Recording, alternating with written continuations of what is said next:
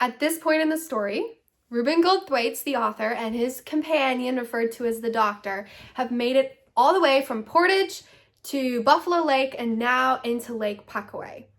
So if you're interested in the story of how I found this real story from 1887 of traveling up the Fox River by canoe, go to the first video and watch the intro.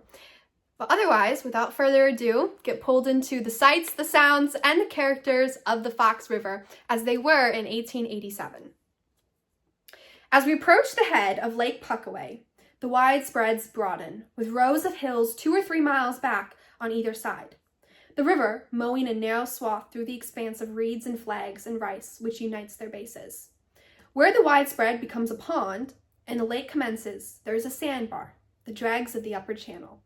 A government dredge machine was at work, cutting out a waterway through the obstruction, or rather, had been at work, for it was 7 o'clock by this time. The men had finished their supper and were enjoying themselves upon the neat deck of the boarding house barge in a neighboring bayou, smoking their pipes and reading newspapers. It was a comfortable picture. A stern-wheel freight steamer, big and cumbersome, came slowly into the mouth of the channel as we left it, bound up for Montello.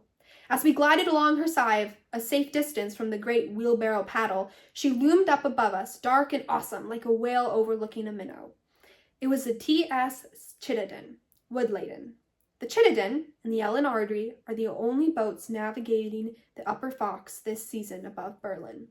Their trips are supposed to be semi-weekly, but as a matter of fact, they dodge about all the way from Winneconne to Montello, picking up what freight they can and making a through trip perhaps once a week. It is poor picking, I am told, and the profits but barely pay for maintaining the service. There now being no place to land without the great labor of pulling the canoe through the dense reed swamp to the sides, we had supper on board. The doctor deftly spreading a bit of canvas on the bottom between us for a cloth, and attractively displaying our lunch to the best advantage. I leisurely paddled meanwhile, occasionally resting to take a mouthful or to sip of the lemonade, and thus we drifted down Lake Puckaway, amid the delightful sunset glow and the long twilight which followed.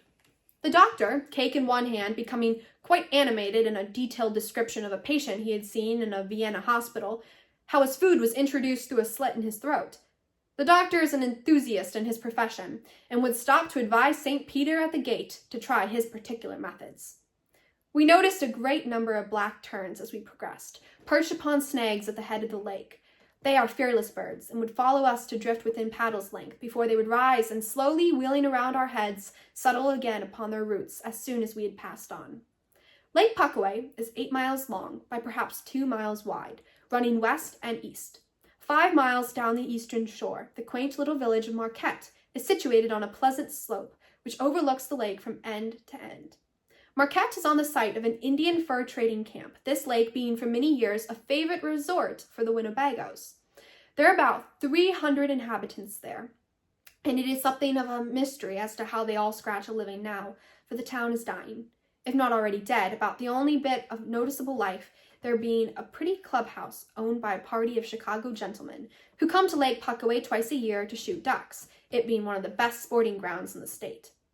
That is to say, they had heretofore come twice a year, but the villagers are bewailing the passage by the legislature last winter of a bill prohibiting spring shooting, thus cutting off the business of Marquette by 1/2. Marquette, like so many other Dead River towns, appears to have been at one time a community of some importance. There are 2 deserted sawmills and 2 or 3 abandoned warehouses, all boarded up and falling into decay, while nearly every store building in the place has shutters nailed over the windows, and a once substantial sidewalk has become such a rotten snare that the natives use the grass-ground street for a footpath. But the good people are so tenacious of the rights of visiting sportsmen that there is no angling, I was told, except by visitors, and we inquired in vain for fish at the dilapidated little hotel where we slept and breakfasted. At the hostelry, we were welcomed with open arms, and the landlady's boy, who officiated as clerk, porter, and chambermaid, assured us that the village schoolmaster had been the only guest for 6 weeks. It is certainly a quiet spot. The doctor, who knows all about these things, diagnosed the lake and declared it to be a fine field for fly fishing. He had waxed so enthusiastic over the numbers of nesting ducks, which we disturbed as we came down through the reeds in the early evening, that I had all I could do to keep him from breaking the new game law, although he stoutly declared that revolvers didn't count.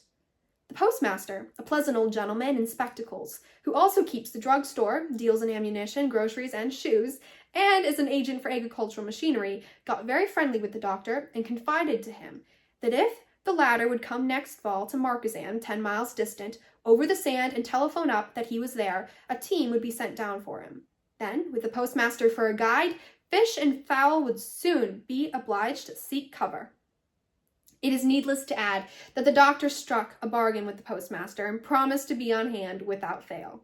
I never saw our good friend so wild with delight, and the postmaster became so happy as if he had just concluded a cash contract for a year-load of ammunition. The schoolmaster, a very accommodating young man, helped us down to the beach in the morning with our load.